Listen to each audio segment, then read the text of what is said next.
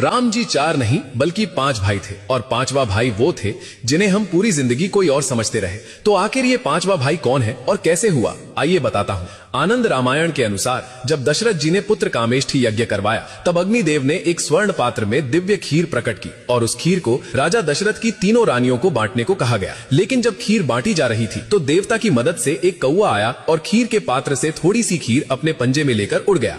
फिर वही खीर वायुदेव की कृपा से तपस्या में लीन माता अंजना तक पहुंचाया गया और उसी खीर से हुआ हनुमान जी का जन्म। यानी जिस खीर से राम का जन्म हुआ उसी खीर की वजह से हनुमान भी प्रकट हुए। इसलिए कई संतों ने कहा हनुमान जी राम जी के 5वें भाई हैं। अब सुनिए प्रमाण। तुलसीदास ने स्वयं हनुमान चालीसा में बताया है, तुम मम प्रिय भरत ही संभाई, यानी कि हे हनुमान तुम मेरे लिए भरत के समान हो। और इससे भी बड़ा तथ्य श्री रामचरितमानस में 5 बार भरत जी हनुमान जी को भ्राता कहते हैं। ये भाव नहीं शास्त्रीय संकेत है। हाँ, मैं मानता हूँ कि श्री राम का जन्म राजकुलों में हुआ और हनुमान जी का जन्म वानर कुल में हुआ, लेकिन भक्ति भाव से देखा जाए तो दोनों ही भाई ही थे। इसलिए तो प्रकृति ने भी आगे जाकर इन दोनों को मिला दिया। इसलिए हनुमान सिर्फ भक्त नहीं थे, वो भाई भी थे, रक्षक भी थे और भक्त भी थे और श्री राम के संकल्प की जीवित शक्ति थे। अब आप कमेंट्स में बताइए कि श्री राम के लिए हनुमान जी क्या थे, केवल एक भक्त थे या फिर भाई थे या दोनों से भी ऊपर। जय श्री राम।